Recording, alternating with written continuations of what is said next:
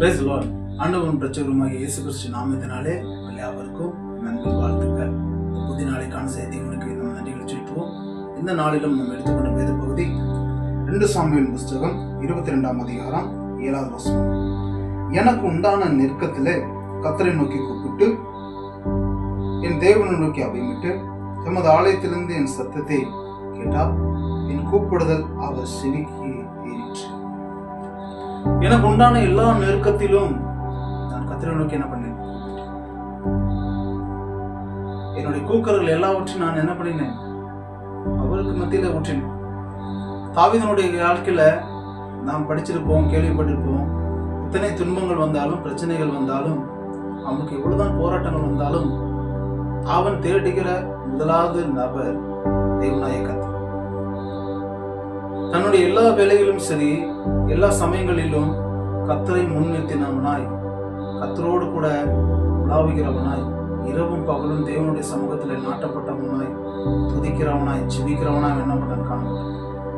அதனாலதான் தமது பரிசுத்த பர்வதத்திலிருந்து அவனுக்கு நேரெடுத்த எல்லா விண்ணப்பத்துக்கும் அவர் செவி என்ன பண்ணினார்? திறந்த வண்ணமாய் விண்ணப்பத்தை எல்லாவற்றுக்கும் என்ன பண்ணினார்? பதில் கொடுத்தவராய் காணப்பட்டார். தாவீது எப்போதெல்லாம் நெருக்கப்படுகிறானோ, அபயம் எடுக்கிறானோ, எனக்கு உதவ யாரும் இல்லையே, சத்துருக்கள் என்ன பண்றாங்க? நெருக்குகிறார்கள், எனக்கு பலவீனம் சூழ்ந்து கொண்டு இருக்குது, என்னால் முடியவில்லை என்று எப்பொழுதானும் தேவனுடைய சமூகத்துல முழங்கால் படிட்டு அவரை நோக்கி கூப்பிடுகிறானோ, தேவன் என்ன பண்ணுகிறார்? அவனுடைய விண்ணப்பத்தை கேட்டவராக இருக்கிறார், அவனுடைய கண்ணீரை கண்டவராக இருக்கிறார். அதனாலதான் அவனுக்கு எத்தனை பேர் படையெடுத்து வந்தாலும், 1000-10,000 பேர் சூழ்ந்தாலும், கர்த்தருடைய கரம் எல்லாவற்றிலிருந்தும் தாவீதை பாதுகாத்து வழிநடத்துச்சு. அப்போ தாவீதை பாதுகாத்த தேவன் தானே இன்னைக்கு நம்மளோட கூட இருக்கிறார். நமக்கு எத்தனை பிரச்சனைகள் வந்தாலும், போராட்டங்கள் வந்தாலும், நாம் ஒவ்வொரு நாளும் சிந்திக்கிற கண்ணீர் தேவனுடைய கரத்தில் என்ன பண்ணுகிறது? காணப்படும். நம்ம ஏறுகிறதான ஒவ்வொரு விண்ணப்பமும் அவருடைய சமூகத்தில் எட்டுகிறது. இரவு அதுக்கான பதில் என்ன பண்ணும்? வரும்.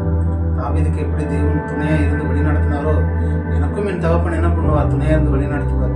நான் ஏறெடுக்கிற எல்லா ஜெபத்துக்கும் அவர் பதில் கொடுப்பாரு.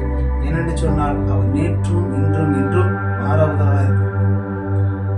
தாவீதனோடு கூட இருந்த தேவன் இந்த நாளில் என்னோடு கூட இருக்கிறார். எனக்கு ஒரு நாள் என்ன பண்ணுவார்? நன்மை செய்வாரு.